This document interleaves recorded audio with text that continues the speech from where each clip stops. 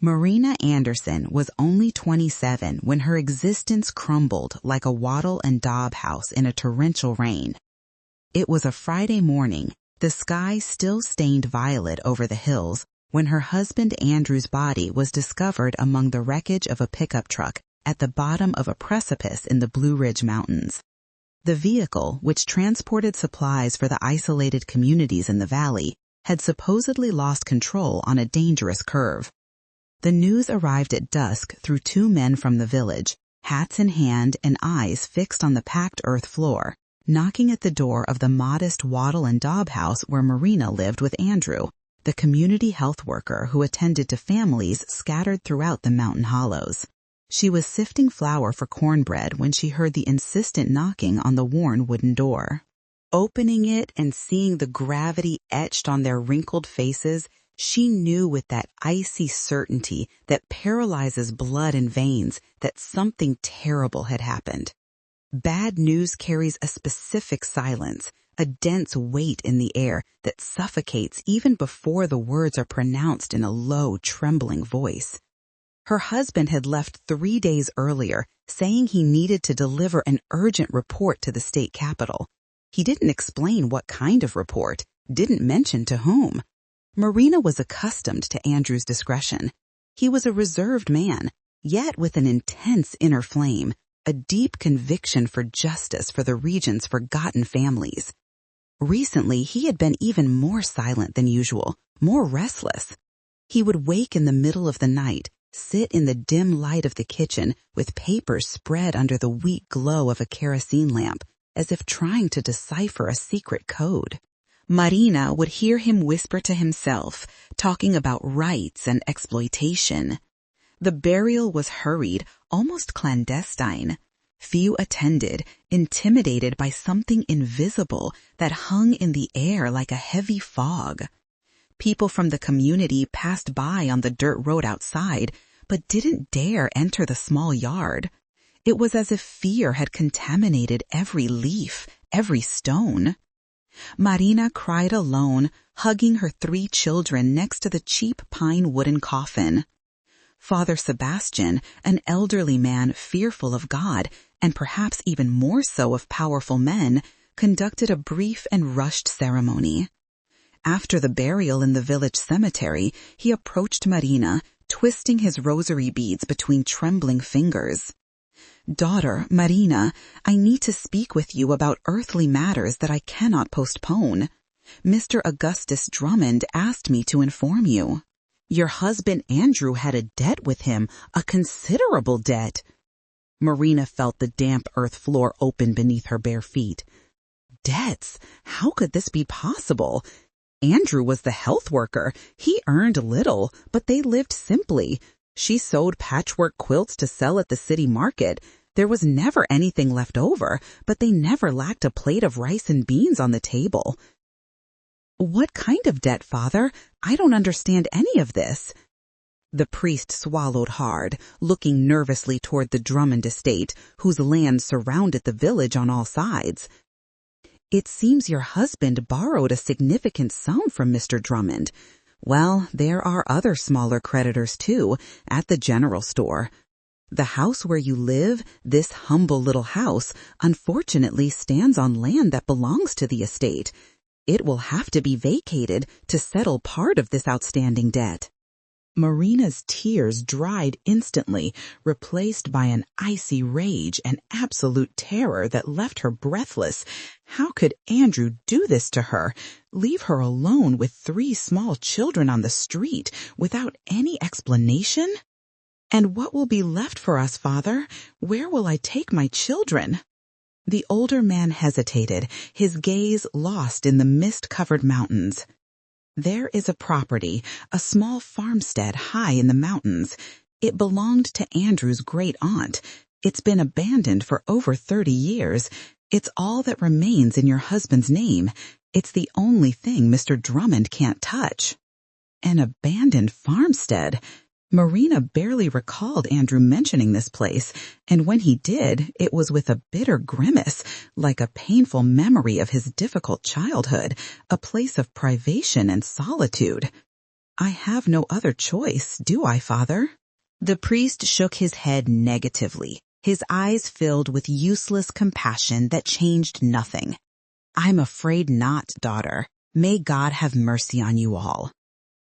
A week later, Marina was in the bed of a borrowed old pickup truck, with her 3 children huddled among the few belongings she managed to save. 2 cardboard suitcases with mended clothes, some dented aluminum pots, Andrew's tools, a bag of corn and bean seeds, and her husband's machete. The rest had been confiscated or sold for pennies. The journey was a torture that stretched over 5 full days. The trails of the high mountains were not roads. They were open wounds on the mountain, narrow and full of loose rocks and deep potholes. The pickup truck, driven by a transporter whom the priest had hired, rattled with such violence that Marina feared her children, especially little Gabriel, only 3 years old, would fall ill from the constant and brutal swaying. Peter, the eldest at 9, tried to appear brave, but Marina saw the terror in his eyes every time the wheels passed dangerously close to the abyss. Julia, 7, cried silently, clutching her mother's shawl. The man Father Sebastian had hired to guide them, a muleteer named Osvaldo, was a taciturn fellow, his skin burned by the high-altitude sun, and with few words, more accustomed to dealing with pack animals than with people. He chewed tobacco and spat on the ground without looking at the family he was transporting, as if carrying sacks of provisions and not shattered souls. During the long hours of the journey, with the air growing thinner and colder, Marina had time to think deeply. To think about Andrew, about the last 4 months before the accident. It hadn't just been the growing tension, it had been the secret. Andrew, who always shared everything with her, had become closed off like a vault.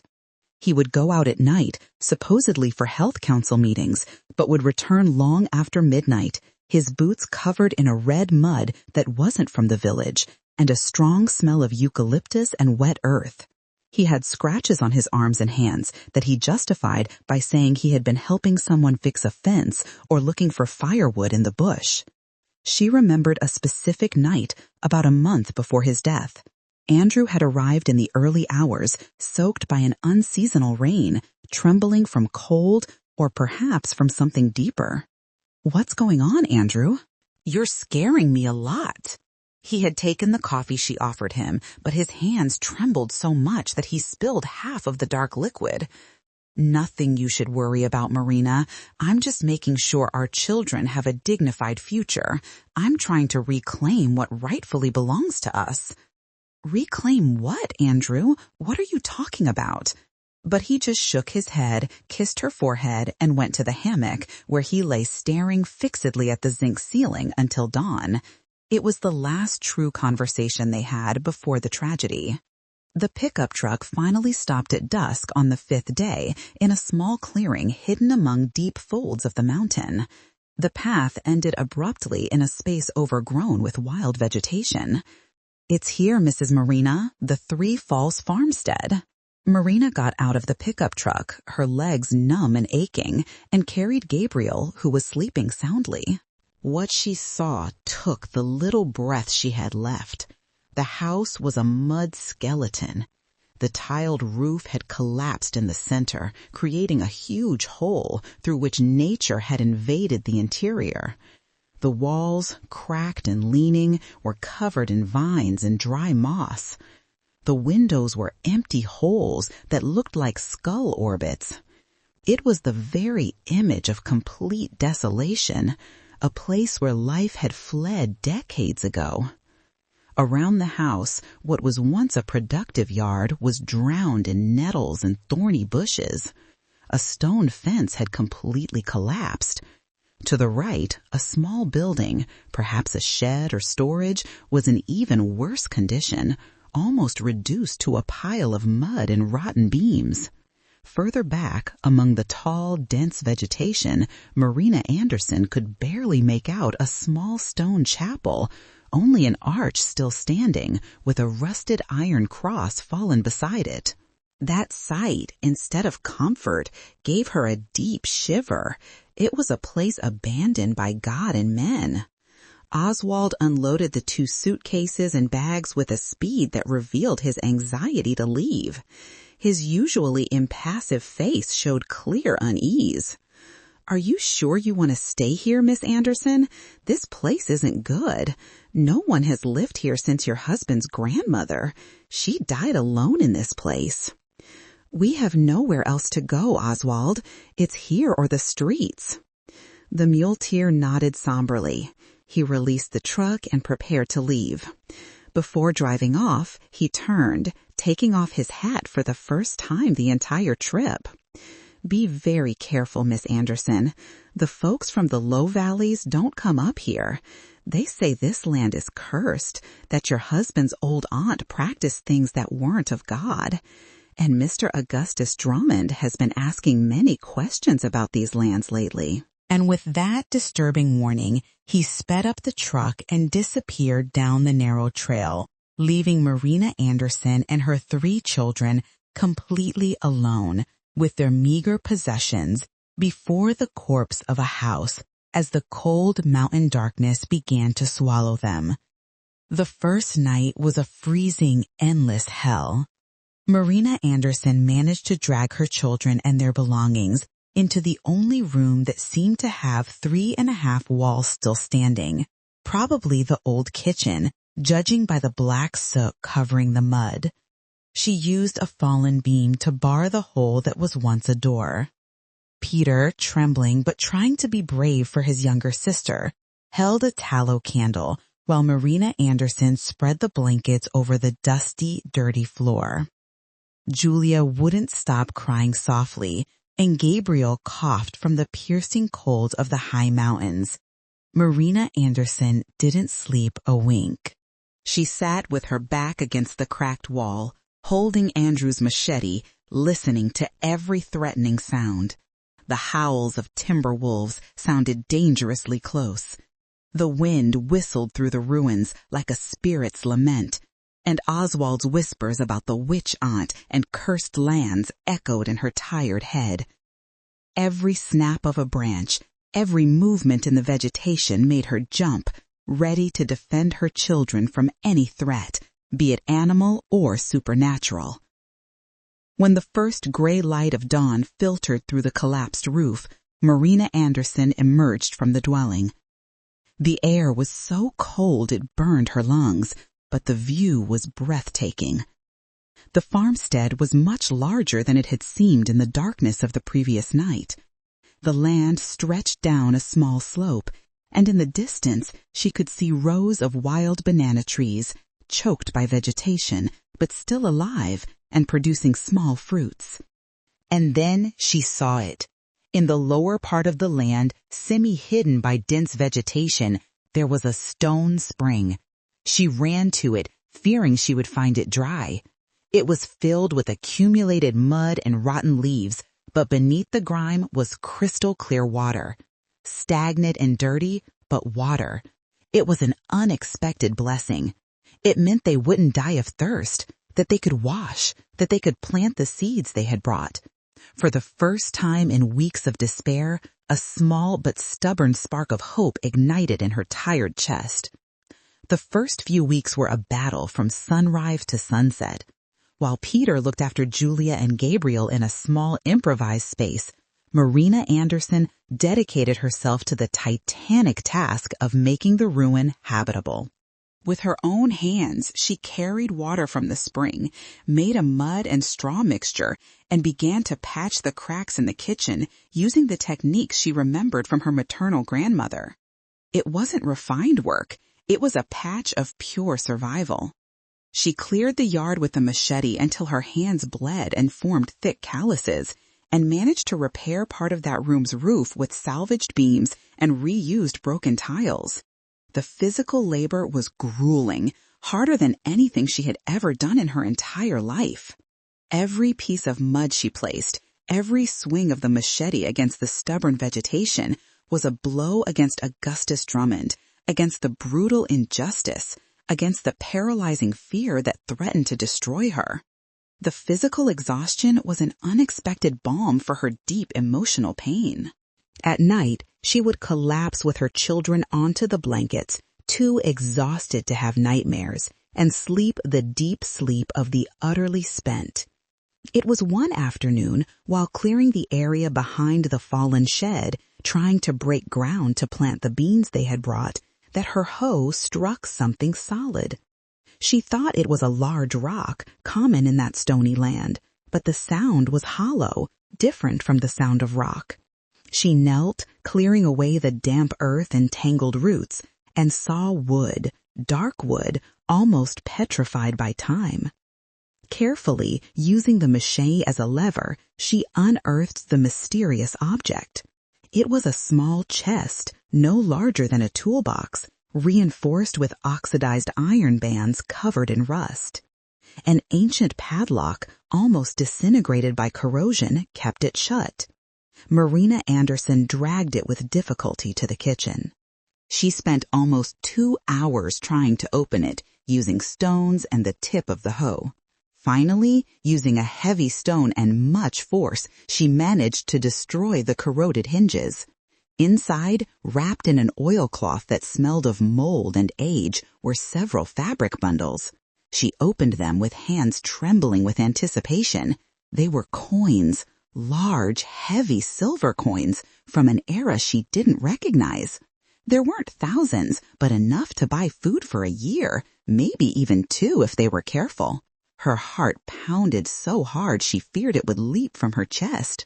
But beneath the coins was something more intriguing, a small notebook bound in stiff, dried leather and a stack of yellowed papers tied with thick twine. Marina Anderson opened the notebook with trembling hands, while Peter watched her in absolute silence, understanding the gravity of the moment. The handwriting was intricate and elegant, yet cramped, done with ink that had faded to a sepia tone. The first pages were difficult to decipher in the weak, flickering candlelight. They were notes from Andrew's great-aunt, Benedicta. Diary of Benedicta Forrester, it began, year 1902, The Mountain Witch. Marina Anderson felt a shiver that wasn't caused by the cold of the mountains. Why would Benedicta Forrester have buried this with such care? And what else did those mysterious papers contain? That night, after the children finally fell asleep, exhausted, Marina Anderson sat wrapped in her frayed shawl and began to read carefully. The notebook was not a personal diary of feelings, but a meticulous and technical record. However, it wasn't about witchcraft, as the rumors claimed. It was about water. Benedicta wasn't a witch. She was a land engineer, a healer who understood the hidden flows of the mountain. The notebook detailed the springs, the hidden water sources, the underground streams, underground springs that nourished the entire fertile valley. It mentioned natural irrigation routes, ancestral rights of way, and ancient agreements between indigenous communities and the first Portuguese settlers. There were constant references to the Drummond family, but not as friends or allies. Benedicta's notes spoke of the young Drummond, Augustus's grandfather, and his systematic attempts to divert the land's blood, its vital water. It spoke of how he had deliberately dried up the crops of the communities downstream by damming a spring that did not rightfully belong to him. But what most troubled Marina were the repeated references to a primordial title and the sacred inheritance of the waters.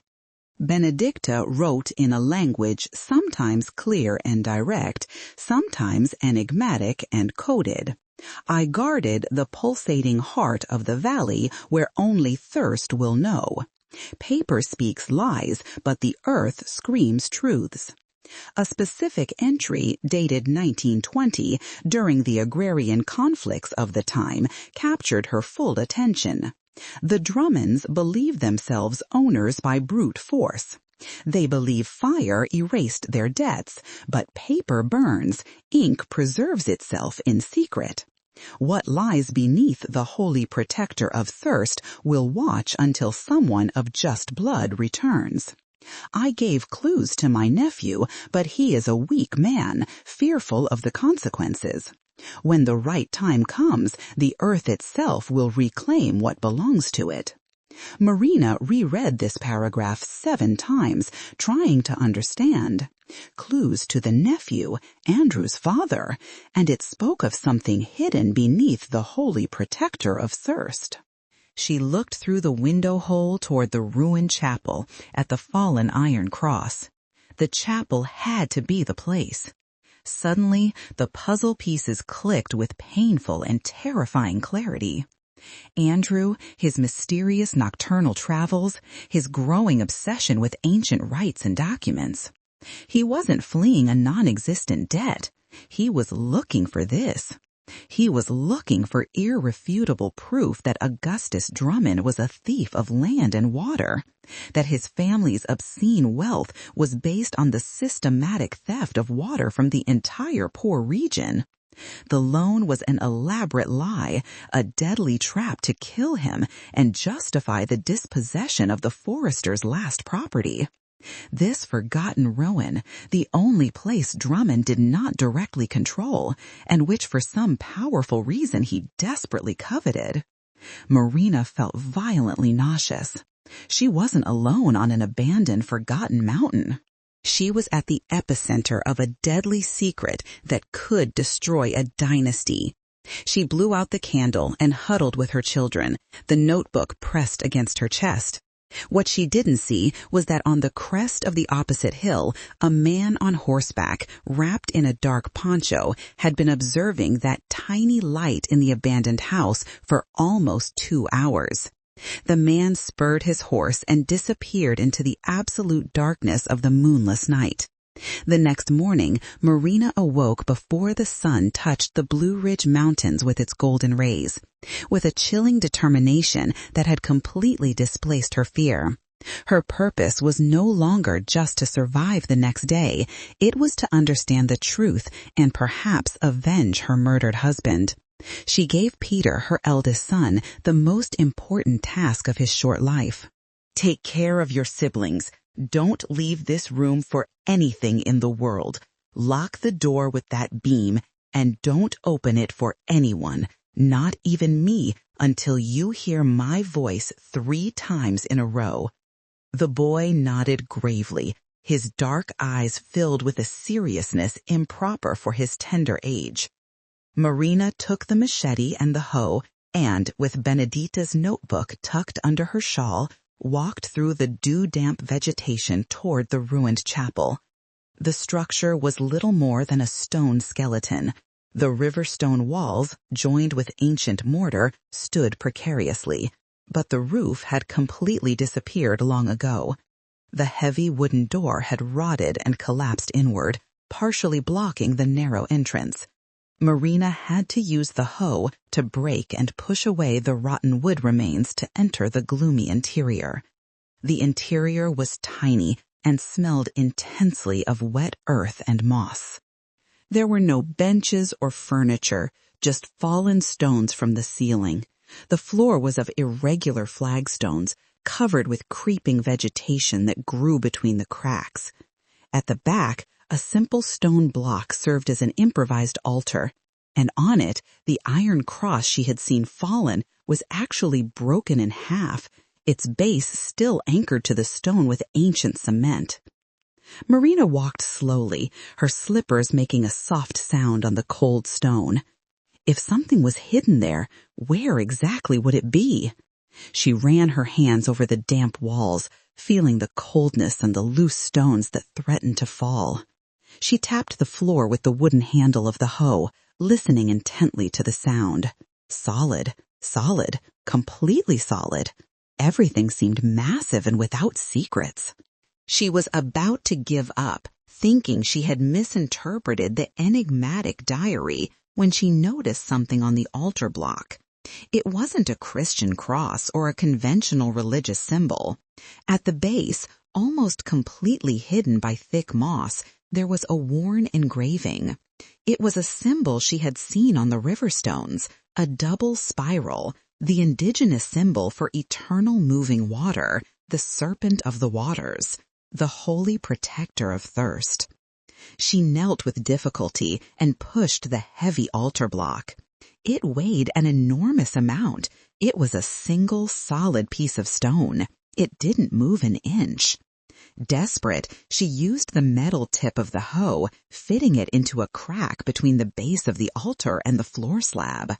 She used the tool as a powerful lever, putting her entire slender body weight into it, her muscles screaming from the superhuman effort. The stone groaned loudly and then slowly gave way, scraping violently against the floor. It moved enough to reveal a dark edge. Beneath it was not common earth, but a deep hole. With a final effort that almost made her faint, she managed to turn the stone onto one of its sides, revealing a dark square hole excavated in the solid rock of the mountain.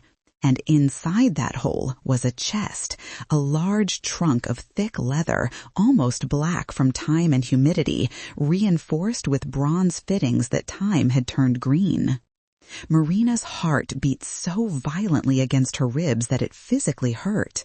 With hands that trembled uncontrollably, she leaned in and pulled the thick leather straps.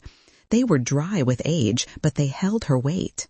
With great difficulty, she dragged the heavy chest out of the hole.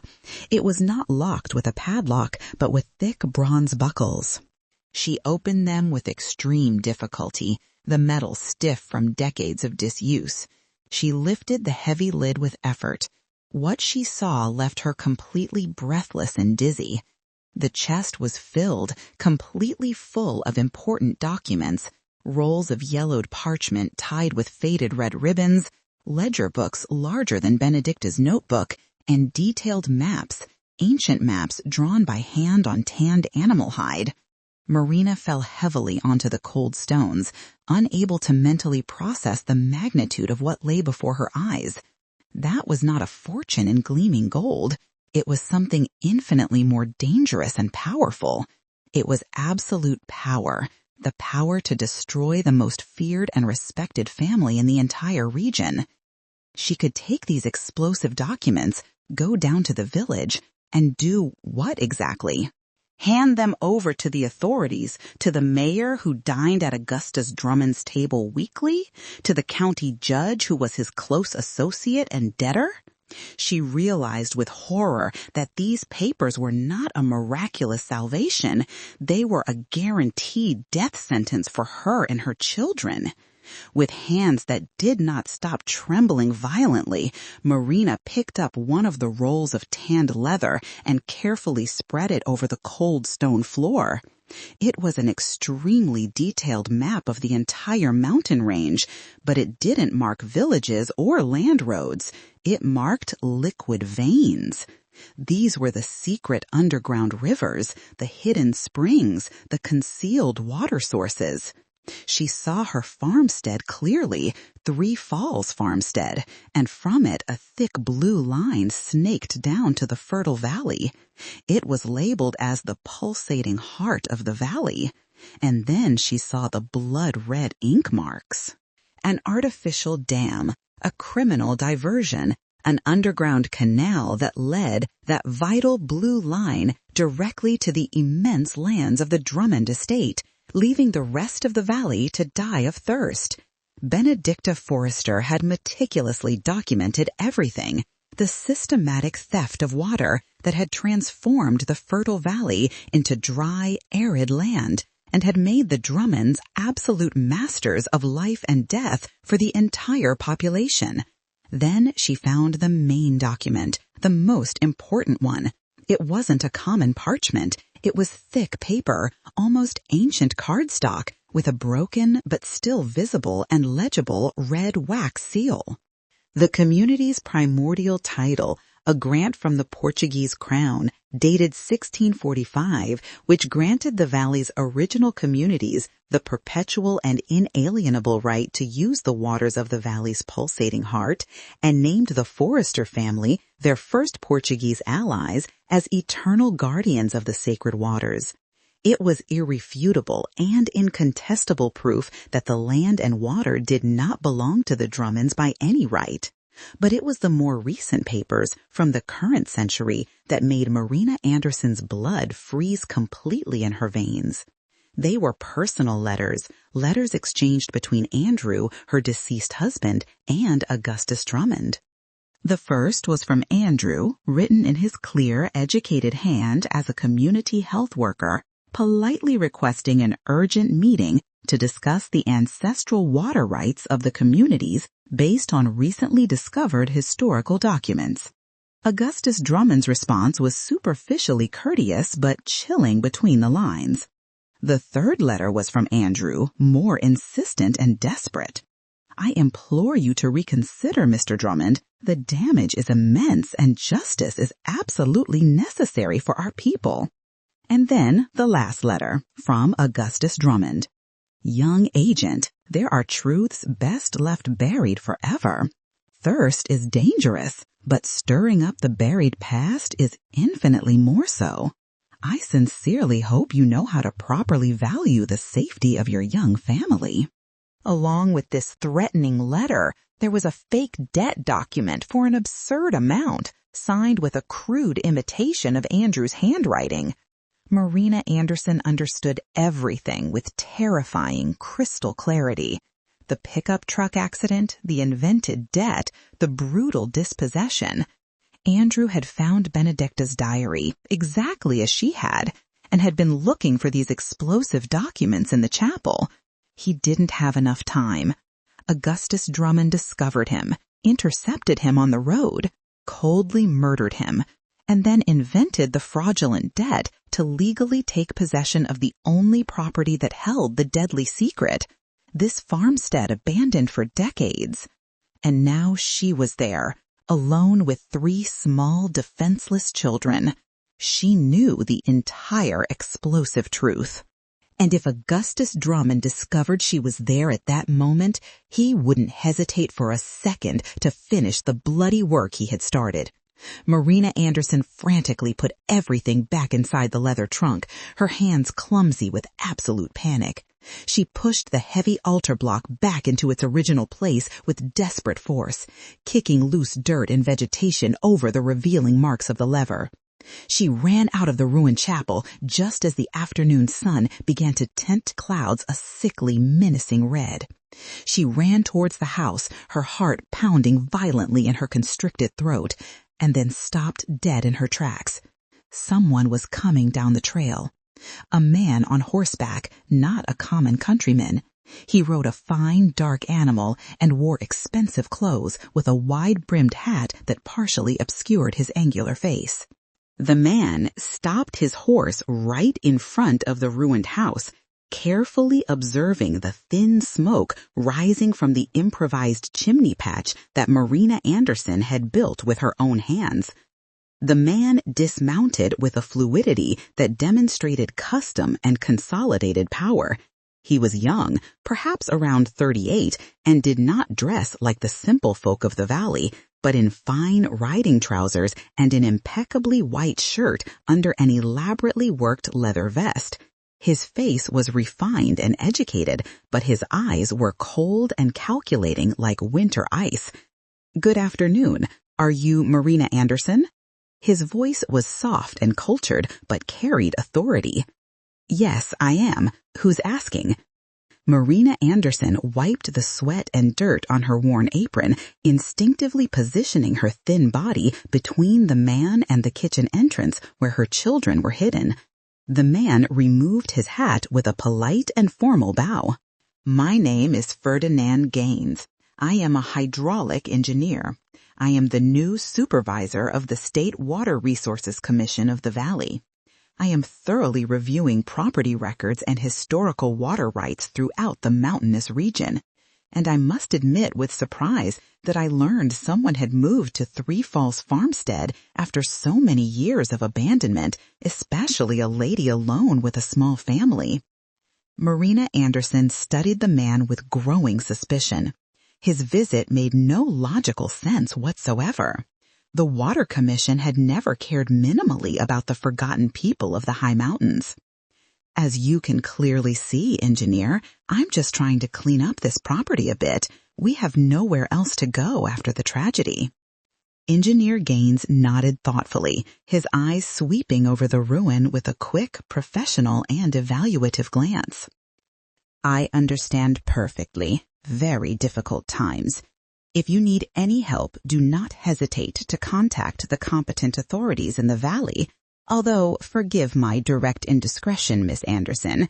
But you must be aware that this specific property has quite a controversial and complicated history. The former owner, Benedicta Forrester, was a problematic figure. It was said that she had her own radical ideas about how the region's water should be distributed, ideas that were not always aligned with current law and progress. Marina Anderson felt Benedicta's notebook hidden under her shawl, as if it were a glowing ember burning against her skin. My husband never spoke much about her. I only know she was his distant great-aunt and that she died a long time ago. I know absolutely nothing about her questionable activities. Engineer Gaines smiled, a thin, artificial smile that did not reach his calculating eyes. I understand perfectly. Well, it's just that sometimes in these old, abandoned properties, people find interesting things. Old papers of no value, outdated maps, colonial deeds that no longer have any legal validity in the modern world. If you happen to find anything like that, any document related to water or old demarcations, it would be your civic duty to hand it over to me immediately. These old papers only cause unnecessary conflicts and confuse ignorant peasants with false hopes. Marina Anderson forced a convincing smile, though she felt her legs weak and shaky.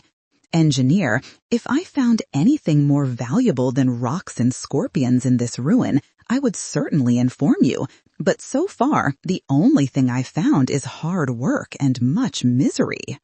Engineer Gaines stared at her fixedly for a long, uncomfortable second, as if carefully weighing her words and looking for signs of deceit. Excellent, Miss Anderson. Well, I won't take more of his precious time. I just wanted to formally introduce myself and wish you good luck in this difficult endeavor. I will be in the region over the next few weeks personally supervising the new dike expansion project for Mr. Augustus Drummond. Have a good afternoon. He mounted his horse with professional agility and turned to leave. But just before the curve of the trail completely hit him, Marina Anderson clearly saw him stop the animal and turn his head, looking fixedly and intentionally not at the house, but beyond it, directly towards the ruins of the small stone chapel at the back of the property. It was a long, studied, calculating, and extremely precise gaze, like someone who knows exactly what they are looking for. And then he disappeared among the trees. Marina Anderson ran into the house and forcefully locked the heavy beam. She leaned against the mud wall, her heart pounding uncontrollably. That had not been a visit of administrative courtesy. He knew, or at least strongly suspected, the new dike expansion project. He was working directly for Drummond. The corrupt government and the land thief were the same powerful entity, and both were desperately looking for the explosive papers she now had hidden. That endless night, Marina Anderson couldn't sleep for a minute. The heavy silence of the Blue Ridge Mountains was no longer peaceful and comforting. It was completely filled with invisible threats. Every creak of the old wood, every hoot of a distant owl sounded to her like a spy of Drummond approaching. She knew with absolute certainty that Engineer Gaines would return very soon, and it wouldn't be with politeness and empty courtesies. He was clearly Drummond's watchdog, sent specifically to sniff out the trail of the documents Andrew had been desperately seeking, and she, by imprudently settling there, had lit a bright light in the total darkness, fatally attracting his dangerous attention. She was completely trapped. She couldn't go down to the populated valley. It would be like voluntarily walking straight into the hungry wolf's open mouth. She couldn't trust anyone, not the corrupt police, nor the bought municipal power. They were all cheap pawns of Drummond, bought and paid with the stolen water he controlled like a tyrant. She desperately needed help. But whom could she trust? Father Sebastian, who trembled with fear just hearing the name Drummond pronounced? She was completely alone with 3 small children, sitting on an explosive secret that could bring down an empire or barbarically kill them all. 3 long days passed, 3 days of constant, suffocating terror. Marina Anderson tried to maintain a minimally normal routine for her frightened children, but she always worked with the machete in one hand and fear clutching her throat. She never strayed more than 20 steps from the house at any time. Peter, her eldest son, had become her vigilant eyes and ears, constantly watching the access trail with an adult seriousness that broke Marina Anderson's heart into pieces. On the 4th day, as the sun began to set, painting everything golden, something completely unexpected happened. There was no sound of horse hooves or heavy footsteps on the dirt trail. Simply, from one moment to the next, a human figure stood there at the edge of the yard that Marina Anderson had laboriously cleared. It wasn't the intimidating engineer. It was an ancient woman, incredibly old and bent, with skin like a topographical map of deep wrinkles and completely white hair braided into 2 long ropes that reached her thin waist. She wore a dark dress embroidered with symbols Marina Anderson couldn't recognize, and she was barefoot despite the cold. She had appeared from the direction of the steep slope, not the main path. Marina Anderson raised the machete defensively, her heart racing in her throat. The ancient woman raised a wrinkled hand, her fingers covered with simple silver rings and blue stones. "Put away the blade, child. I didn't come to hurt you. I came to see the one who now lives in Benedicta's house, the forgotten guardian." Marina Anderson lowered the machete very slowly, but did not let go of her calloused hand. "Who are you, madam? How do you know that forbidden name?" The ancient woman approached with surprisingly firm steps, her dark eyes as piercing as polished obsidian. "My name is Teresa, and I knew Benedicta Forrester intimately. I was her companion and dedicated apprentice. She was the true guardian of the ancestral waters, and I am the living guardian of her memory and knowledge. We have been watching you closely since you arrived. We saw the old cart. We saw the suspicious engineer. The mountain has many eyes that you do not see, child. The engineer did not just come to see the water. He came to sniff out fear and found it strong in you." At that precise moment, Marina Anderson instinctively knew that this mysterious woman was not from Drummond. There was a natural authority in her, a deep connection to the land that made her immune to the paralyzing fear that dominated the entire valley. She was an unexpected ally in the midst of despair. The tears she had rigidly held back for entire weeks finally burst forth uncontrollably. "Madam, please, I am so scared and lost. My husband was murdered." Marina Anderson, completely broken and desperate, led her into the mud kitchen and, while her children slept peacefully in a corner, told her absolutely everything without omitting any detail. She told about the enigmatic diary, about the hidden chapel, about the leather chest filled with explosive documents. She told about Drummond's threatening letter and about Andrew's fatal accident on the road. Madame Teresa listened in absolute silence, her face remaining completely impassive, nodding slowly as she methodically separated some dried herbs she took from her cloth bag. When Marina Anderson finished her violently trembling narrative, the ancient woman stared at her with intensity. "I knew Benedicta had kept everything very well and in a safe place. These ancient papers are the pulsating heart of our forgotten people, the irrefutable proof of the brutal theft that completely dried up our mountain villages. Your husband was an extremely courageous man, but also naive and foolish. He believed that a yellowed paper could win against gunpowder and bullets. Augustus Drummond not only knows you are isolated here, he now knows for sure that you know the complete truth, and he will not rest a single day until he has those papers in his hands and silences you forever, along with your 3 innocent children. You are in a danger you can barely conceive in your mind, child. The engineer will return very soon, and he will not come alone this time. If this is running wild, let me pause here to invite you to subscribe to the channel. This is a community of people who believe in the power of true stories of struggle and overcoming.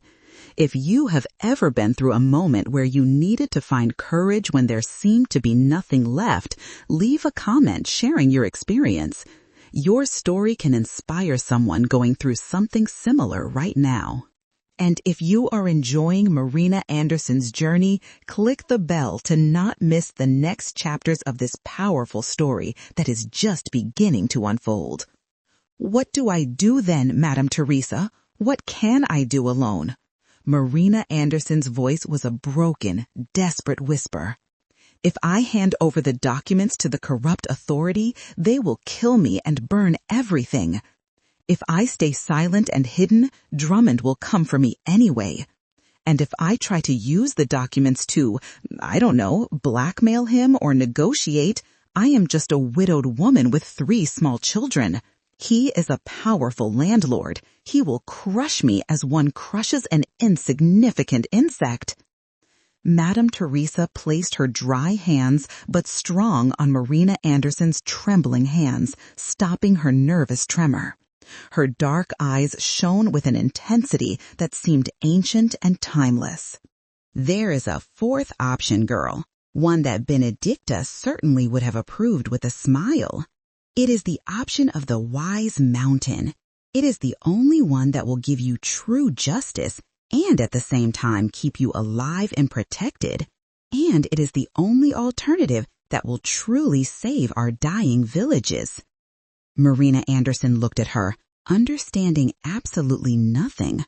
What option? What path? You use these powerful documents as your protective shield, like a rattlesnake uses its warning rattle.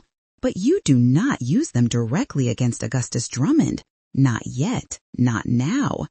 First, you use Benedicta's other precious secret, the one in the maps. You use her deep knowledge to return to the thirsty villages what Augustus Drummond cruelly stole from them. You use water itself as a weapon. Marina Anderson frowned in confusion. I don't understand anything. What other hidden secret? The water is completely controlled by him through the dam. Madame Teresa smiled for the first time, a complex web of wrinkles moving with accumulated ancient wisdom. He controls only the new dam, the one everyone sees and knows. But Benedicta knew deeply the secret underground veins of the mountain. In that diary you found, and in the detailed maps in the chapel, lies the lost key. There is an ancient natural diversion, a path that the indigenous ancestors used in times of extreme drought. Benedicta meticulously recorded it in her maps. It is an underground channel that Augustus Drummond does not know about or believes to have been destroyed long ago. If you, with these precise maps, can find that ancestral channel and reopen it, even if just a little, if you can return water to the dry creek of the dying valley, you will gain much more than simple passing respect. You will gain a loyal army of grateful people. The thirsty villages will protect you with their very lives. A rich landowner will not dare to touch the sacred woman who returned life itself to them, the new guardian of the waters.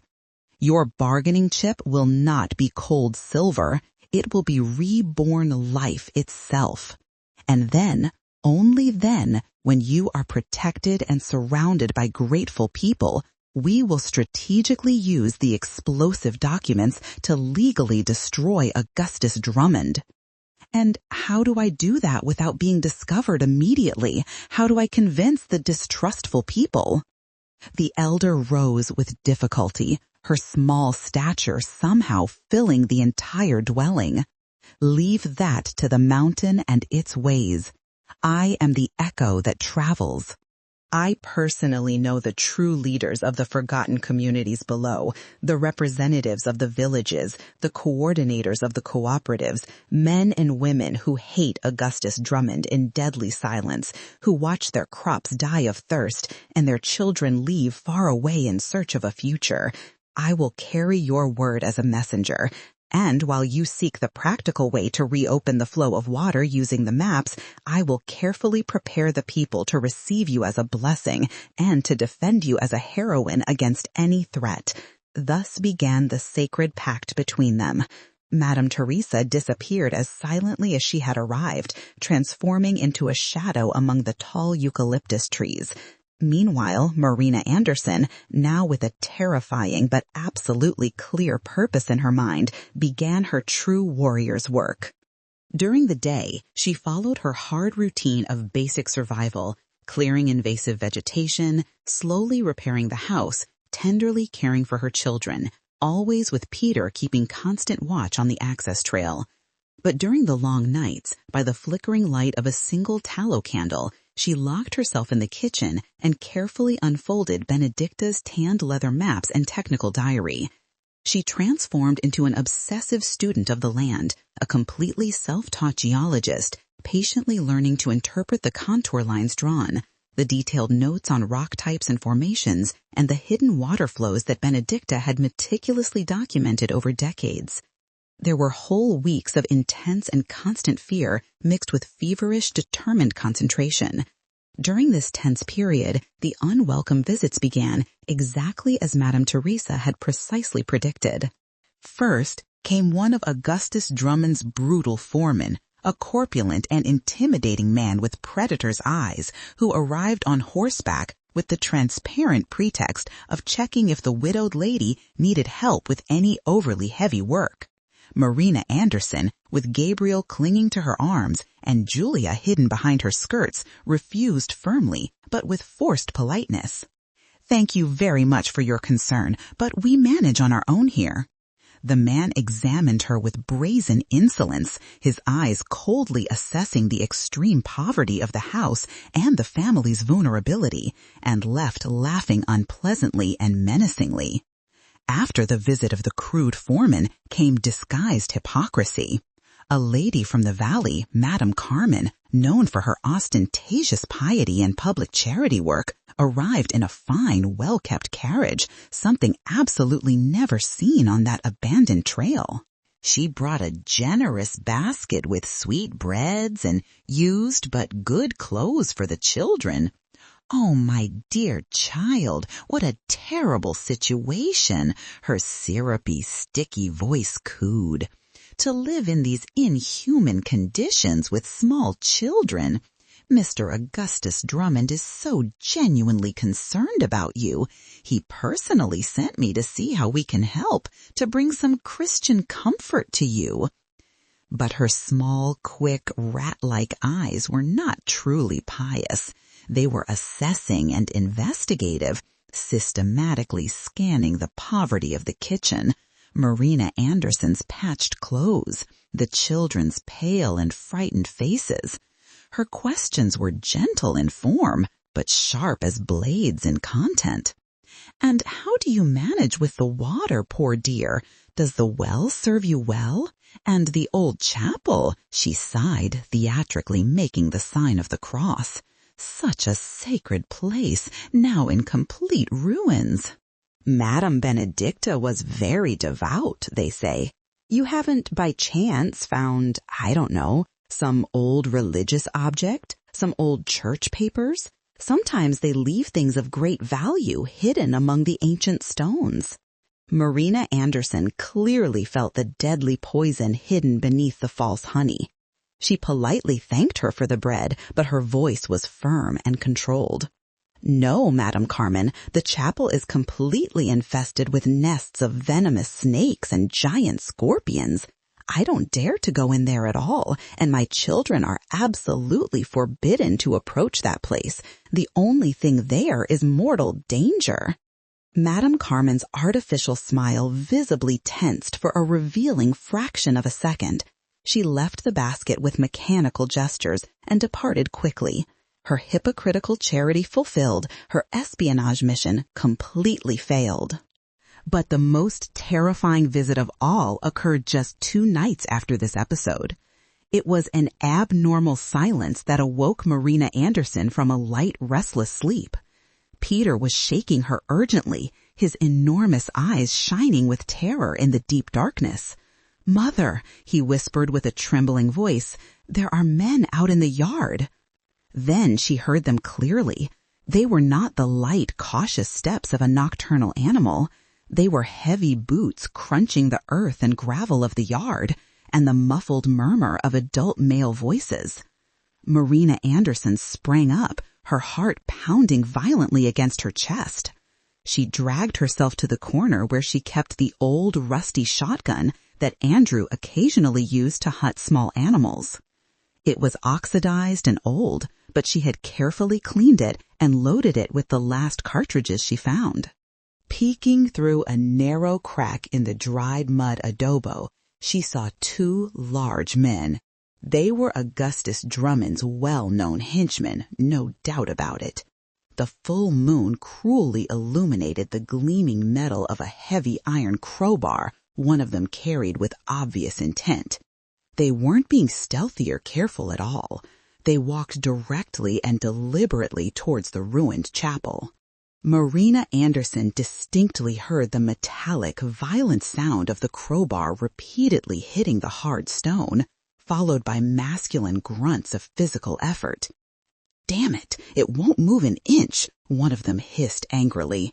The cursed engineer swore it was hidden under the stone altar.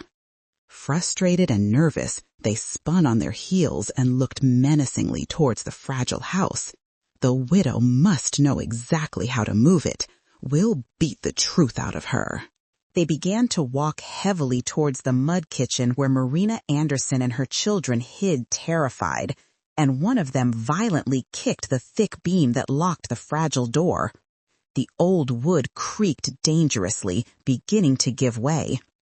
It was then that Marina Anderson quickly shoved the rusty barrel of the shotgun through a small opening in the mud wall, pointed it at the starry sky above them, and pulled the trigger hard. The detonation was absolutely deafening, an artificial thunder that echoed and reverberated throughout the silent ravine.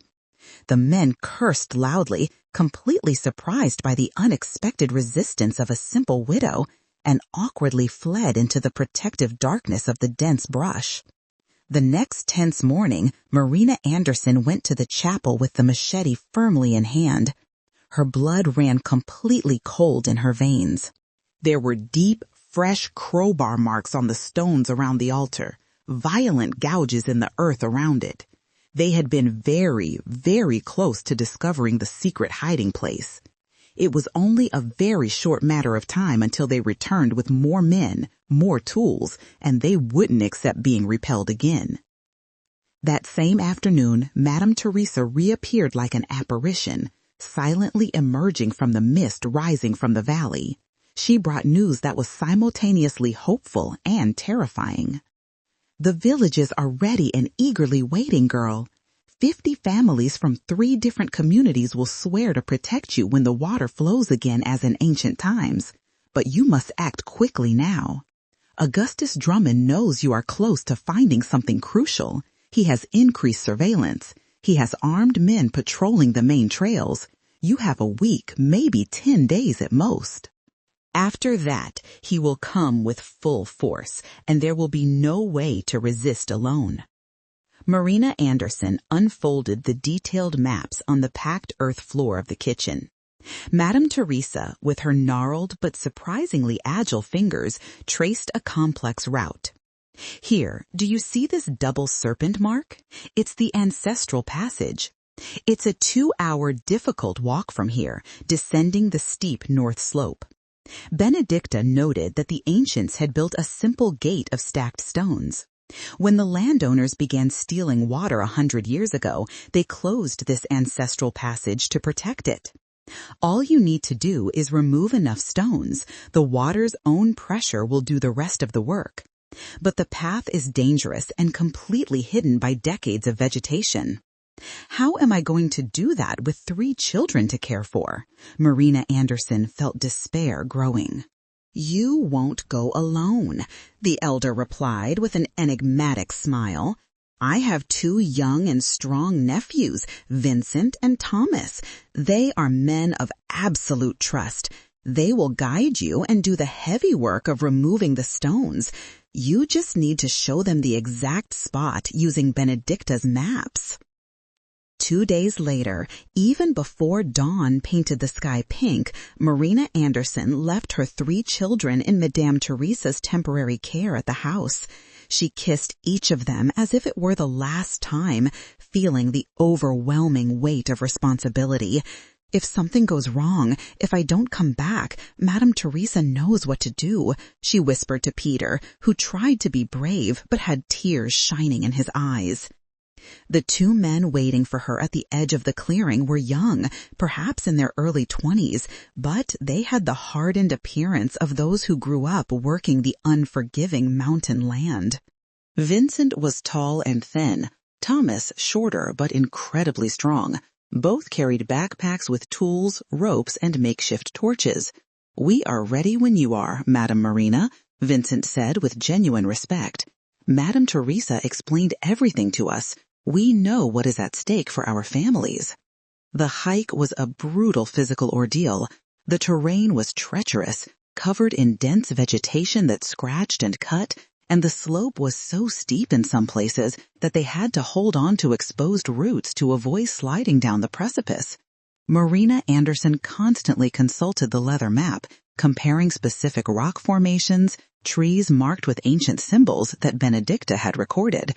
It took them almost 3 hours, not 2, but they finally arrived. It was a place that looked completely natural, just another moss-covered rock outcrop among hundreds of identical ones. But Marina Anderson saw what Benedicta had seen decades ago. The arrangement of the rocks was not natural. It was deliberate and intentional. It was a wall built by human hands generations ago, perfectly disguised by time and nature. "Here," she pointed with a trembling hand, "it's down here." Vincent and Thomas exchanged skeptical glances but began to work. They used iron crowbars to dislodge the first large stone. It was slow, meticulous, and absolutely exhausting work. Each stone weighed dozens of pounds. Sweat streamed down their faces despite the cold altitude. 2 hours later, when Marina Anderson was already beginning to doubt everything, when despair threatened to consume her completely, it happened. Thomas removed a specific stone, and a thin jet of water, no thicker than a finger, squirted forcefully through the tiny opening. Marina Anderson shouted with pure, liberating joy. It was real. Benedicta had not lied or exaggerated. The water was there, imprisoned, patiently waiting for decades to be freed again. "Keep going," she ordered with an authority she didn't know she possessed. "Open it wider, let it flow as it deserves." In the following hours, the 2 men worked with renewed determination and energy. Stone by stone, they enlarged the ancestral opening. The thin jet of water transformed into a constant flow, then into a bubbling stream, and finally into a powerful torrent that rushed down the slope with wild force. The water, crystalline and icy, sang an ancient song as it found its original path, winding through grooves and ravines that had been dry for over half a century. Marina Anderson fell to her knees on the wet earth, her hands trembling uncontrollably as she touched the cold, freely running water. Tears streamed down her dusty face, mixing with the mountain water. They were not tears of sadness, but of triumph, of belated justice, of silent revenge against the man who had murdered her husband and stolen the future of so many innocent families. "Andrew," she whispered to the wind sweeping down from the mountains, "we did it, my love. We managed to return what was rightfully theirs." Vincent gently touched her shoulder. "Madam Marina, we need to leave right now. When this water reaches the valley, Augustus Drummond will know in a few hours that something has drastically changed. He will come to investigate with his armed men, and he absolutely cannot find us here." The descent back was even more dangerous than the climb, as urgency made them careless, and the terrain was now slippery from the increasing moisture.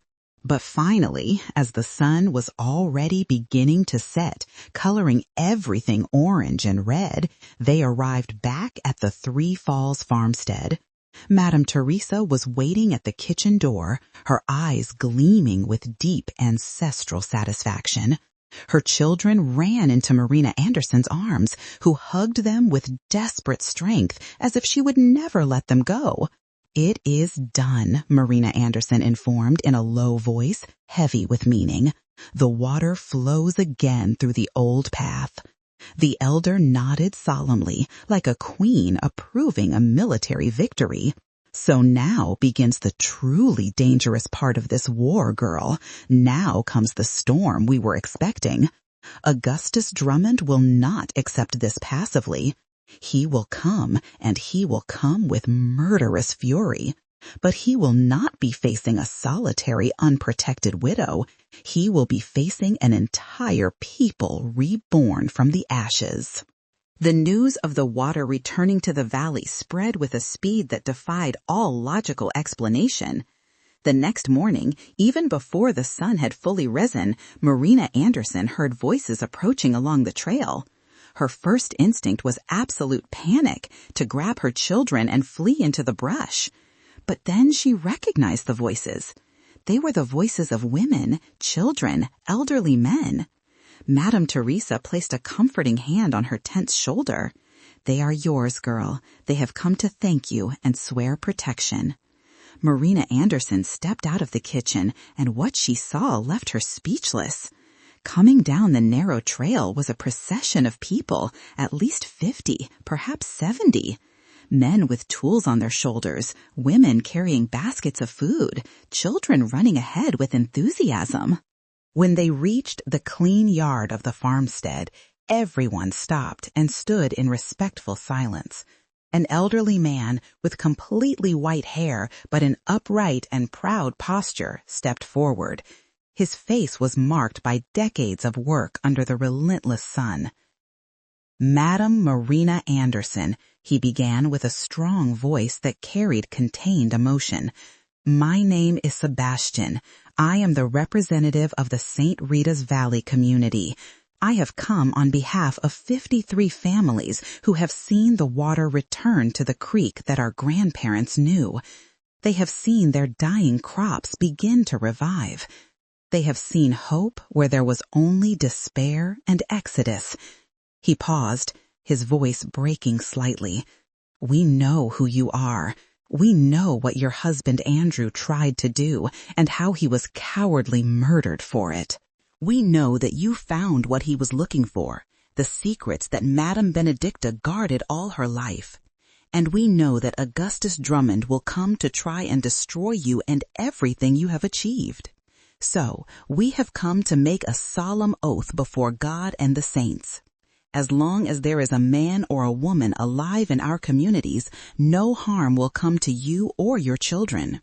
This house will be protected day and night. This land will be defended with our very lives if necessary. You have given us back not just water, you have given us back dignity and a future." Marina Anderson felt tears stream freely down her face. She could not find adequate words to respond. A young woman, pregnant and with a small child clinging to her skirt, stepped forward. "My name is Rose, Madam Marina. My husband was about to leave for Chicago, to abandon our land because there was no way to plant anything anymore. Yesterday, he saw the water, Today, he is plowing our field for the first time in 3 years. My son will have a present father. How can I thank you for this?" Other voices joined in, each telling their story of suffering and renewed hope. Marina Anderson realized that she had done something much greater than she imagined. She had not only opened a water channel, she had opened a channel of collective resistance, of unity against the oppression that had kept them divided and weak for decades. Madame Teresa raised her hands, asking for silence. The simple gesture commanded immediate and respectful attention. Brothers and sisters, the battle is not over. In fact, it has only truly begun. Augustus Drummond will discover in a matter of hours where the magically reappeared water comes from. His engineers must already be tracking the flow upstream at this very moment. When they arrive here, and they will arrive very soon, we cannot simply stop them with our bodies. He has the law bought on his side. He has the corrupt police. He has weapons and violent men.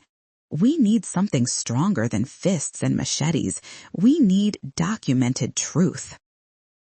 All heads turned to Marina Anderson, who felt the overwhelming weight of expectation. Slowly, as if in a trance, she entered the kitchen. Her children watched her with wide eyes. Peter held her hand. "Will everything be all right, Mother?"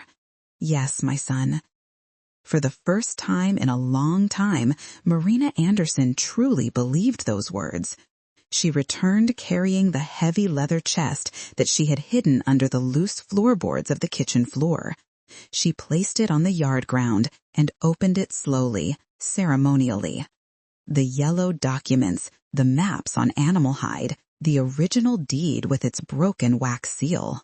The crowd drew closer, forming a reverent circle around that treasure that was worth more than all the gold in the world. Sebastian, the elderly representative, carefully picked up the original deed with trembling hands. His eyes scanned the text in archaic Portuguese, his mouth moving silently as he deciphered the formal words. When he finished reading, he looked at Marina Anderson with something close to religious veneration.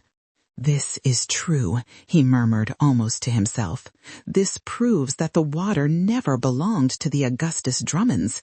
It proves that they built their empire on theft and murder.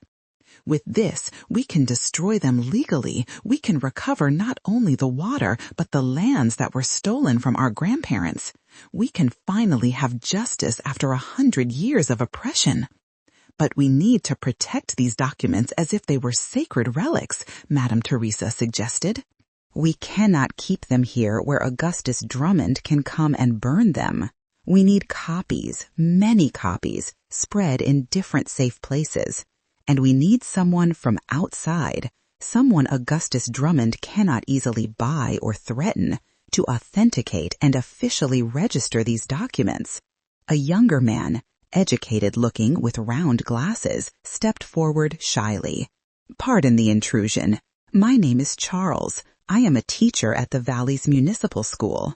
I have a cousin who works as a lawyer in Atlanta, specializing in land rights issues and indigenous rights. He has connections with national organizations that fight corrupt landlords. If we can get authenticated copies of these documents to him, he can initiate a legal process that not even Augustus Drummond's political contacts will be able to completely suppress." "Excellent," Madame Teresa approved. "But this will take time, weeks, perhaps months. Meanwhile, we need a strategy for when Augustus Drummond appears here, and he will appear very soon, possibly even today." As if her words had invoked the devil himself, a sharp cry came from a child who had climbed a tall tree to play. "People are coming! Many people on horseback! There are pickup trucks, too!" he shouted with a shrill voice of fear. The silence that fell over the crowd was heavy and tense like a rope about to snap. Marina Anderson felt her heart accelerate uncontrollably. Already? So fast? Sebastian acted with the authority of someone who had led his community for decades. Women and children, inside the house, quickly and silently, Men, form a line at the entrance to the yard, but keep your tools low. We will not give him an excuse for violence, but we will also not retreat an inch from this land. Professor Charles, take the chest, go by the back trail that leads to the hidden waterfall. Madame Teresa will show you the way. Do not stop for anything until you reach the priest's house in the neighboring village. He is cowardly but not dishonest. He will keep it safe, sacred. The professor grabbed the heavy chest and quickly disappeared into the dense vegetation, followed by the agile figure of Madame Teresa. Marina wanted to protest, wanted to hold on to her precious documents, but she understood the wisdom of the decision. She hugged her 3 children tightly before Rose and other women gently led them into the kitchen. "Mommy, I'm scared," Julia whimpered. "I know, my child, me too. But sometimes we need to face fear head-on for it to lose its power over us." Marina stayed outside, beside Sebastian and the other men. There were perhaps 30 men, most of them elderly or still very young. They weren't warriors or soldiers. They were farmers with calloused hands and backs bent from honest labor.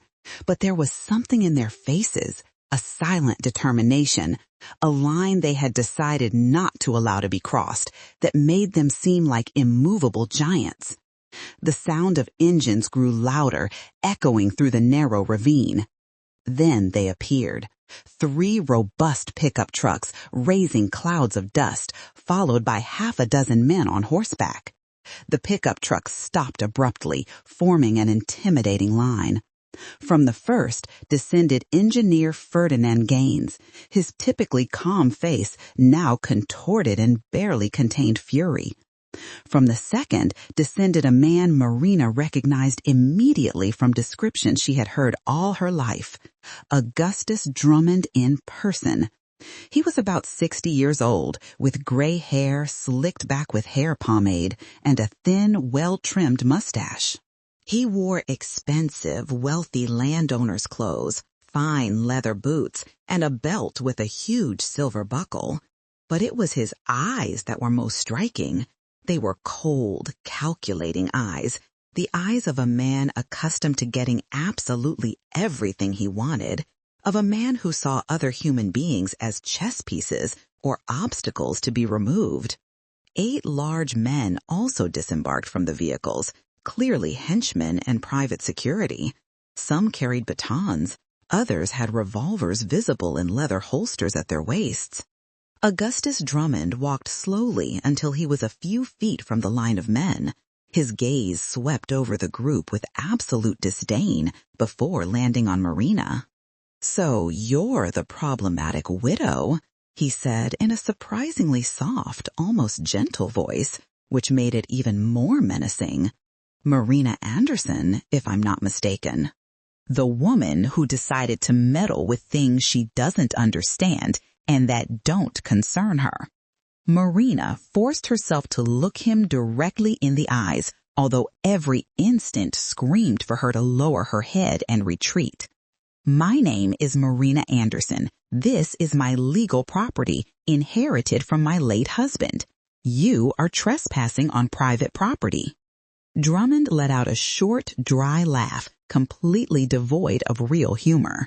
"Legal property," he repeated, savoring the words as if they were a joke. "Interesting concept. You see, Mrs. Anderson, I came here today because something very strange happened. A flow of water that was, let's say, adequately managed suddenly started running to places where it shouldn't.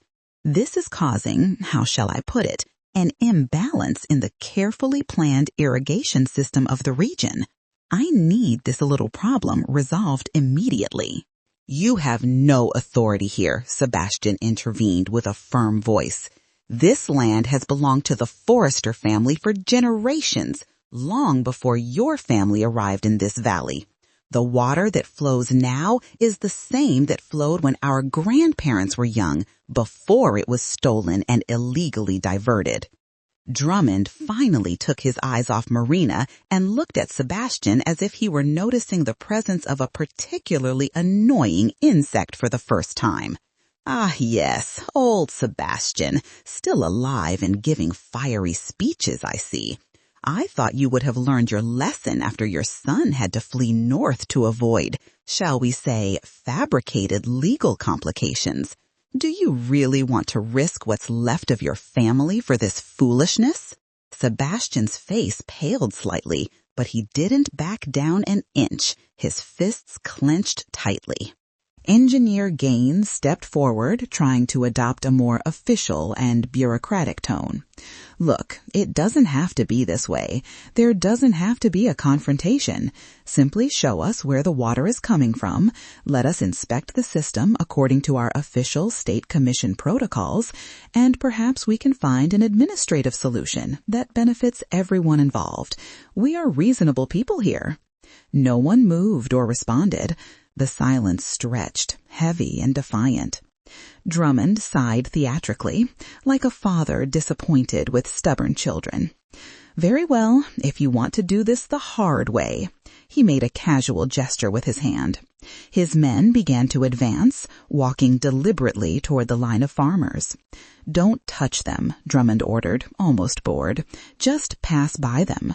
We will inspect the property as is our legal right, according to the Water Commission's authorization. If you try to physically impede an official inspection, you will be committing a crime of obstruction of justice. It was then that something no one expected happened. From neighboring houses hidden among the trees, from secondary trails Marina didn't even know existed, from all corners of the mountain, more people began to appear. First 10, then 20, then 50. Men, women, even some elderly people leaning on canes. They came in silence, positioning themselves behind the first line of defense. In a matter of minutes, what had been 30 defenders had become over 100. Drummond's second pickup truck had a radio cabin. One of the henchmen ran to it, and Marina could hear him speaking urgently, probably calling for reinforcements from the estate. Drummond watched the scene with an expression that mixed surprise and something that could be interpreted as reluctant respect, or perhaps just recalculating his strategy. Impressive, he admitted coldly.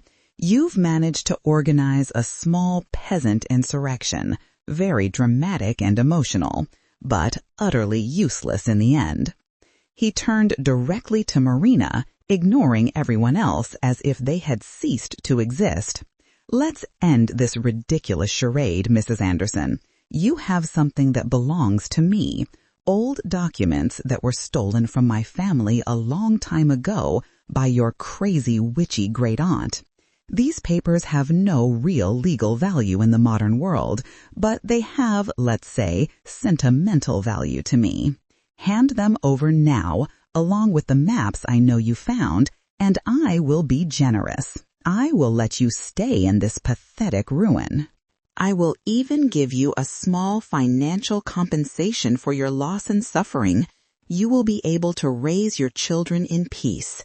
Refuse, and I guarantee that by the end of this week, you will have nothing left, including custody of your children. You murdered my husband. The words burst from Marina's mouth before she could stop them. Finally spoken aloud, the accusation she had carried in silence for so long. The silence that followed was absolute and deafening. Even the birds in the trees seemed to stop singing. Drummond didn't blink, showed no surprise or guilt, just a slight raising of an eyebrow. That is an extremely serious and completely unfounded accusation, he said calmly. Your husband died in a tragic car accident, investigated and filed by the competent police. If you continue spreading defamatory slanders against me, I will be forced to take legal action for damages to my reputation. Andrew discovered that you diverted the ancestral waters, Marina continued, her voice gaining strength with each word, despite her body trembling. He discovered that you stole lands using thirst as a weapon. He discovered that your entire fortune is built on the suffering of hundreds of families. And when he tried to expose the truth, you killed him and invented a false debt to steal even the last thing we had. Augustus Drummond studied Marina Anderson for a long moment. When he finally spoke, his voice had lost any pretense of gentleness or patience. You are foolish, young woman, and stubborn as all the Forresters have always been. You are willing to destroy your own children's future for pride and for old papers that speak of a world that no longer exists. Do you really think these people behind you, these desperate and ignorant people, will protect you when reality comes knocking? He made a sweeping gesture, encompassing the entire crowd. How many of you are truly willing to lose your land, your freedoms, perhaps even your lives, for a lost cause? When the police come with warrants, when the courts order evictions, when your names enter blacklists that will prevent you from getting work on any estate in the region, will you still be here performing this heroic pantomime? Or will you return to your homes, heads bowed, regretting having gotten involved in something that was none of your business? No one answered, but no one moved or looked away either. It was then that Madame Teresa reappeared, emerging from the side trail with surprising agility for her advanced age. She carried something in her hands. To Marina Anderson's astonishment and despair, it was the leather chest. Professor Charles walked behind her, holding a bulky bag. Drummond smiled for the first time, a smile of anticipated triumph. Ah, the famous mountain healer. Madame Teresa, always appearing at the most inopportune moments. I see you've wisely decided to hand over the stolen documents. A wise choice, finally. I didn't come to hand you anything, thief, said Madame Teresa with scorn. I came to show young Marina Anderson that she is not alone in this fight, and that she will not face the courts empty-handed as you wish. While you were here making empty threats, Professor Charles made certified copies of all the documents. She opened the chest dramatically. Instead of the original documents, it was full of rocks. The originals are already on their way to Atlanta in the hands of lawyers specializing in land rights issues and historical rights. Certified copies have been deposited with the bishop of the diocese, with the federal prosecution, and with 3 national human rights organizations. Drummond's face turned red, the veins in his neck visibly bulging. For the first time, his mask of absolute control completely cracked.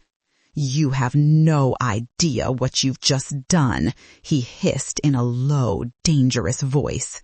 You have no idea of the forces you've just unleashed against yourselves.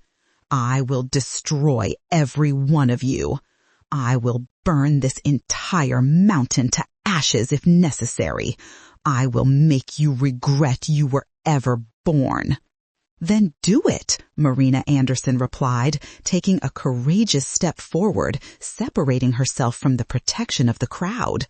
Come to me. Come to this house. But know that every action you take now is being watched not only by these brave people, but by national organizations, by the press that has already been contacted, by lawyers who are just waiting for you to make a mistake. You lived for decades above the law, but that era ends today. The truth about what you did, about how you built your empire of blood and theft, will spread like wildfire. And there isn't enough money in the world to buy everyone's loyalty. The silence that followed was broken by an unexpected sound. It was the sound of slow clapping. A man had stepped down from the 3rd pickup truck, which Marina Anderson hadn't noticed before. He was different from the brutal henchman. He wore simple but clean clothes, carried a camera slung around his neck, and a recorder in his hand. "Excuse my intrusion at this dramatic moment," he said with an accent that was clearly not from the region. "My name is Robert Miller. I'm a journalist for the Atlanta Journal-Constitution. I received a very interesting anonymous call this morning about a conflict over water and ancestral rights here in the mountains. I arrived expecting to find a small local story. What I found was much, much more interesting. He raised his recorder, showing that he was recording. Mr. Drummond, you have just publicly threatened to burn properties and destroy lives. Was that a literal threat or just colorful figurative language? Would you like to comment on the allegations of illegal diversion of public waters and possible involvement in the death of community health worker Andrew Anderson? Drummond's face transformed into a mask of impotent fury. He looked around, realizing that the situation had completely escaped his control. Engineer Gaines pulled him by the arm, whispering urgently in his ear. Finally, Drummond spat on the ground with contempt. This isn't over, not by a long shot. You have just declared war against me, and it's a war you cannot win. He spun on his heels and marched back to his pickup truck. His men followed him, some reluctantly, others casting looks of pure hatred at the crowd. The engines roared and the vehicle sped off, leaving clouds of dust that took minutes to settle. When the sound of the engines finally disappeared completely in the distance, the tension that had held everyone rigid finally broke. There was a moment of absolute silence, as if no one could believe what had just happened. And then it erupted in celebration, people laughing, crying, hugging. Someone started singing an old regional work song, and others joined in. Marina Anderson fell to her knees, completely exhausted, all the strength that had sustained her during the confrontation abandoning her at once. Rose ran to her, helping her up. "You were incredible, Madam Marina. You were the bravest woman I've ever seen in my life." Journalist Robert Miller approached with his camera. "Mrs. Anderson, with your permission, I would like to document your complete story. What happened here today is exactly the kind of thing America needs to hear. Small people facing great powers, justice finally finding its way." Marina Anderson looked at Madame Teresa, who nodded encouragingly. "Tell your story, girl. Tell it so that all of America knows the name of Andrew Anderson and what he tried to do.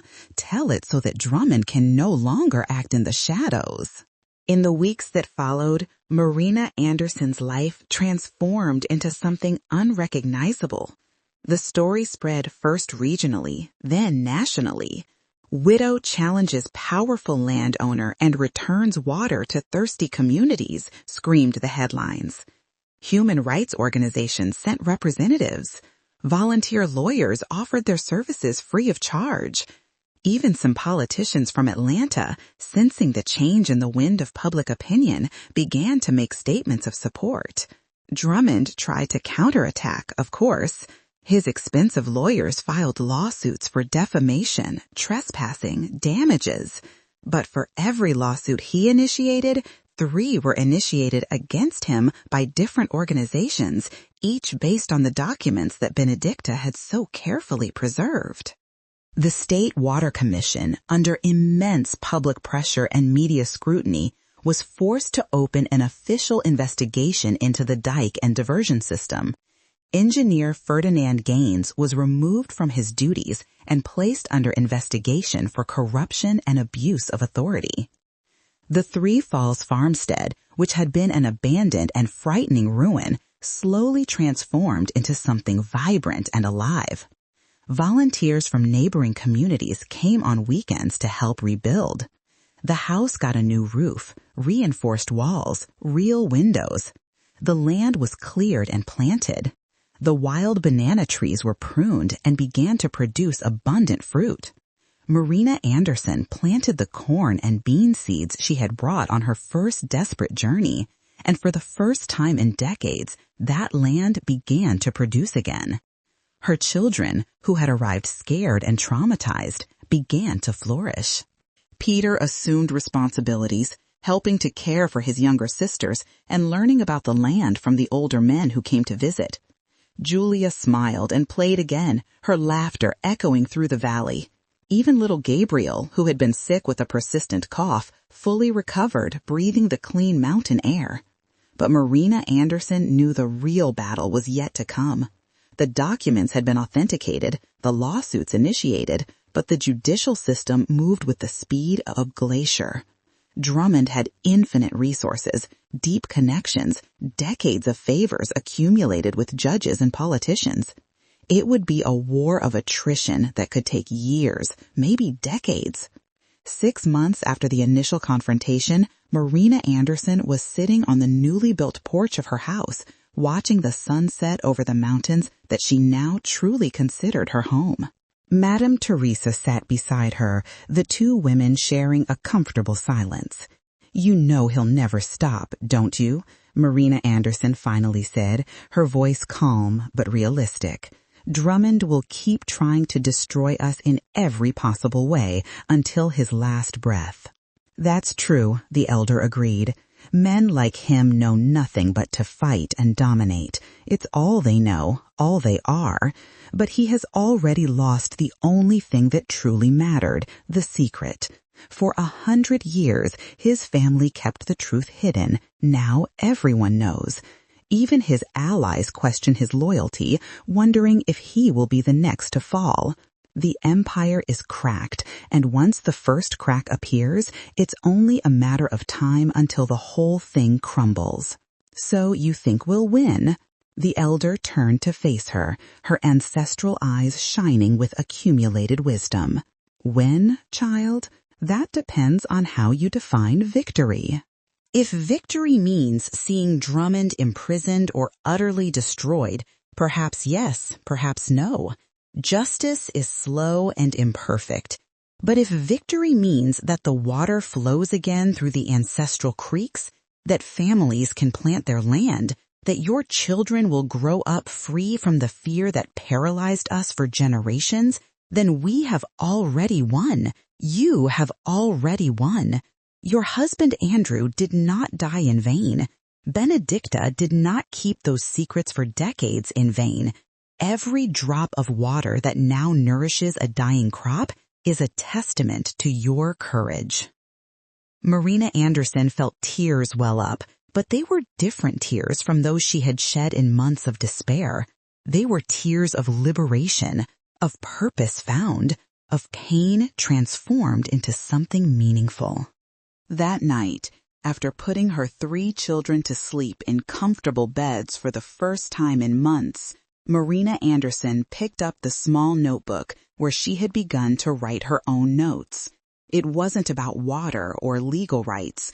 It was a personal diary that her children might one day read. "Today I learned," she wrote by the soft light of an oil lamp, "that courage is not the absence of fear, but the decision to act despite it. I learned that a single person can face a giant and win, not necessarily by destroying the giant, but by refusing to be destroyed by it. I learned that my husband Andrew was braver than I ever imagined, and that his death, though tragic and unjust, planted seeds that now blossom in ways he never could have foreseen." She paused, listening to the night sounds of the mountains, so different from the sounds of terror she had heard on her first nights there. Now they were sounds of life, of community, of renewed hope. She continued writing, "To my children Peter, Julia, and Gabriel, when you are old enough to read this, I want you to know that your father was a true hero. Not the kind who appears in stories with swords and dragons, but the real kind that exists in the world. He saw injustice and chose not to accept it. He paid the ultimate price for that decision. My prayer is that you inherit his courage, but also his compassion. May you fight when it is necessary to fight, but never lose the ability to see humanity, even in those who oppose you." Months turned into a year. The legal process against Drummond advanced with frustrating slowness, but it advanced. Witnesses who had been silenced by fear for decades began to speak. Additional documents were discovered in dusty municipal archives, each adding more weight to the case against the Drummond dynasty. Augustus Drummond himself became an increasingly isolated figure. Some of his former political allies, realizing the wind had shifted, began to publicly distance themselves. Neighboring landowners who had benefited from his intimidating tactics for years now worried that their own questionable practices might be exposed. The empire that had seemed invincible was, in fact, beginning to crumble from within. Marina Anderson became a known regional figure, not something she had particularly sought or desired. University students came to interview her for papers on social movements.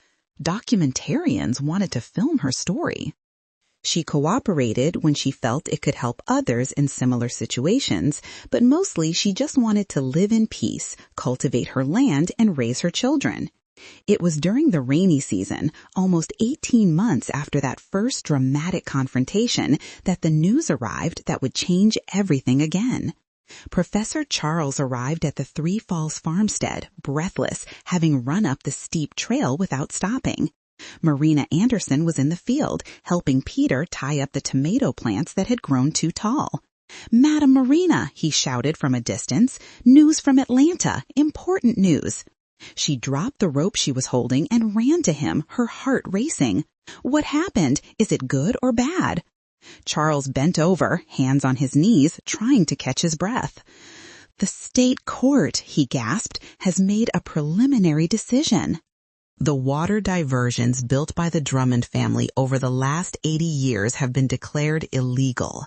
They have 90 days to begin the process of restoring natural flows according to historical maps, or they will face massive daily fines and possible land confiscation.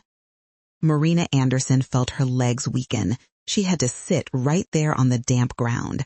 Does this mean we won? Did we really win? Not completely yet, Charles explained, recovering. Drummond will appeal, obviously. This could drag on for more years in the higher courts. But the preliminary decision means that for the first time in a century, the law is officially on our side. And more importantly, the judge ordered that the water continue to flow through the ancestral channels while the appeal process runs. They cannot force us to close the flow again.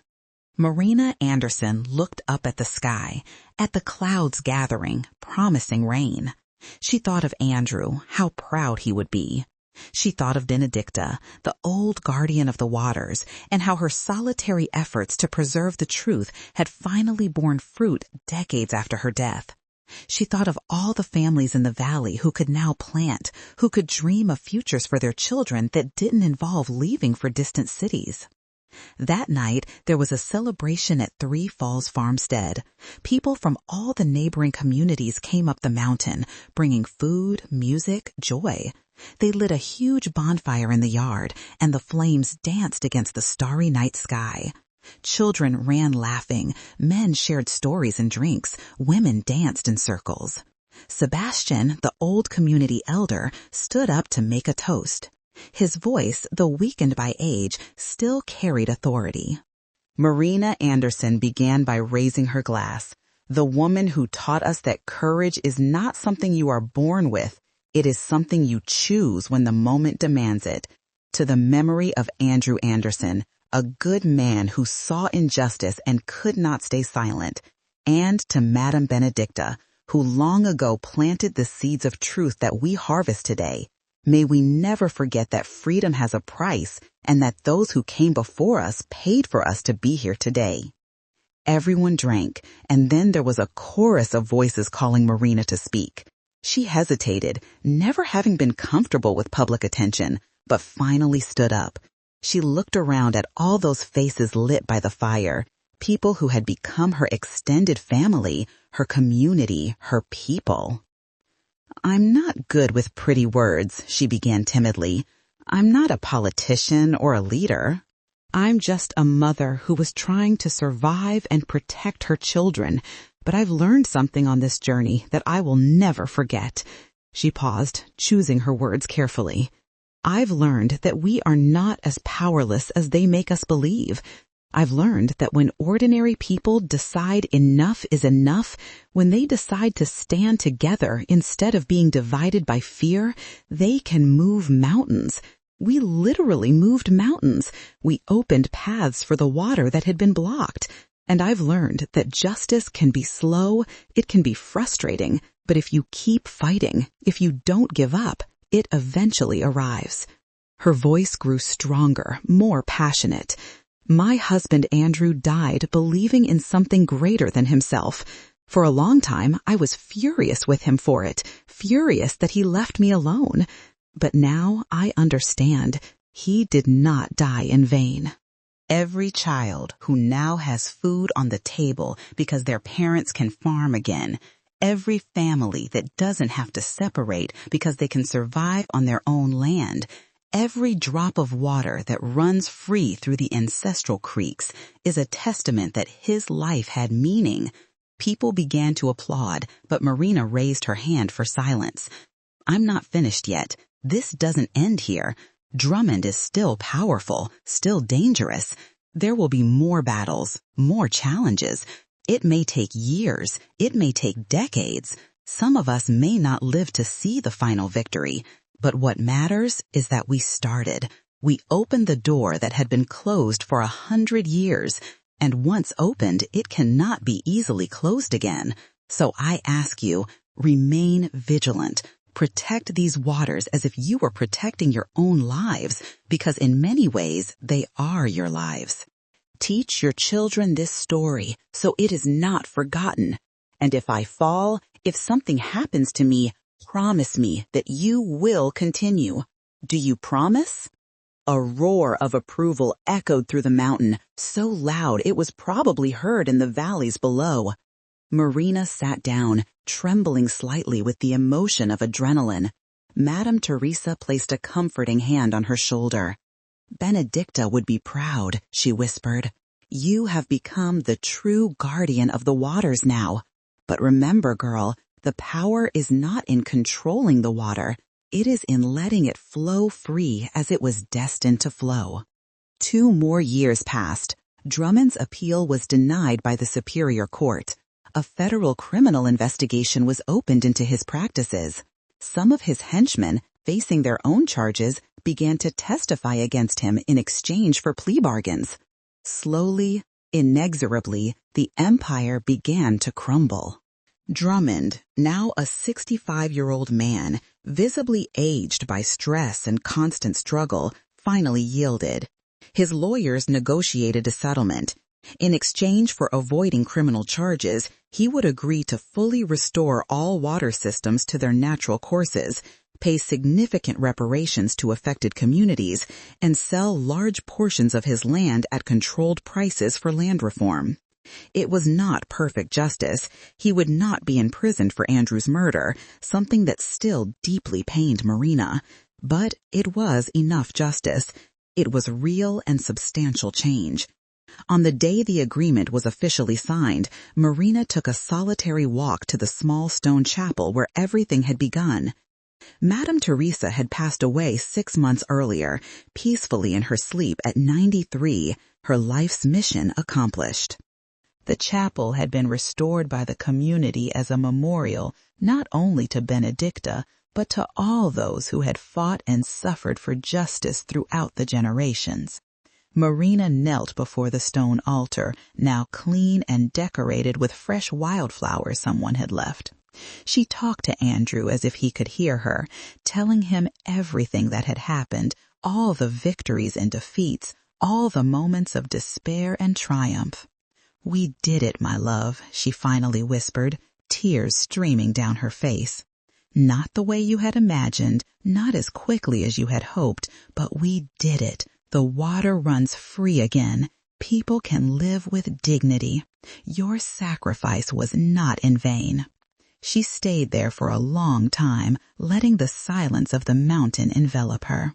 Finally, she stood up, wiped her tears, and walked back to her house where her 3 children awaited her. Peter was now 13, tall and strong, with his father's thoughtful eyes.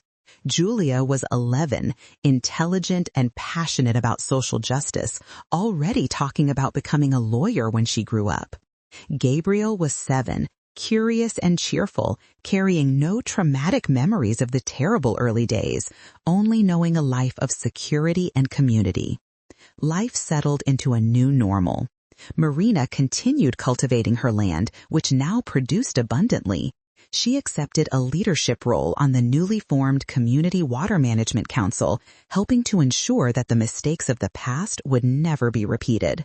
She occasionally gave talks at schools and universities on grassroots activism and water rights.